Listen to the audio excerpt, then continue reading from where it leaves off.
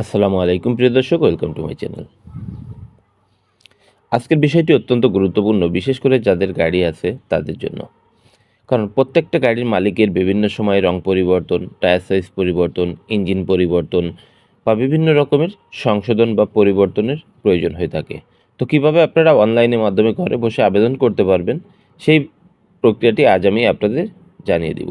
তো এটি জানার জন্য আপনাকে অবশ্যই বিএসপিতে একটা অ্যাকাউন্ট থাকতে হবে, অর্থাৎ যে নামে গাড়িটি রেজিস্ট্রেশন করা আছে সেম নামে বিএসপির একটা অ্যাকাউন্ট করতে হবে।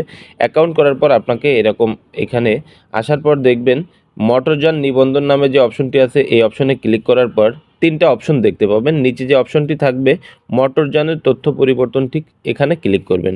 ক্লিক করার পর এরকম একটি ইন্টারফেস আসবে, সেখানে গাড়ির তথ্য পরিবর্তনে ক্লিক করতে হবে। ক্লিক করার পর এরকম একটি ইন্টারফেস আসবে, সেখানে আপনাকে লিখতে হবে গাড়ির রেজিস্ট্রেশন নাম্বার, অর্থাৎ এখানে আপনাকে গাড়ির রেজিস্ট্রেশন নাম্বারটি লিখতে হবে।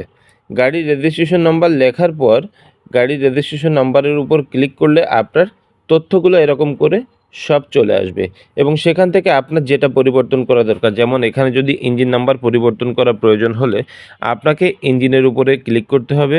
আর যদি কালার পরিবর্তন করা প্রয়োজন হয় তাহলে কালারের উপর ক্লিক করতে হবে।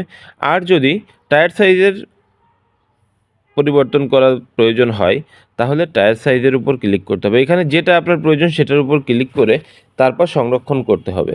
তো এইভাবে আপনারা খুব সহজেই ঘরে বসে অনলাইনের মাধ্যমে গাড়ির ইঞ্জিন নাম্বার, যানবাহনের রং অর্থাৎ রং, তারপর টায়ার সাইজ বা শীতাতপ নিয়ন্ত্রিত অর্থাৎ এসি আছে কি নাই, এই জিনিসগুলা খুব সহজে এখান থেকে পরিবর্তনের জন্য আবেদন করতে পারবেন এবং পরবর্তীতে আপনারা বিআরটিএ গিয়ে গাড়ি পরিদর্শন করে মূল ফাইলটি বিআরটিএ সাবমিট করে আপনার কার্যক্রমগুলো সম্পন্ন করতে পারবেন খুব সহজেই।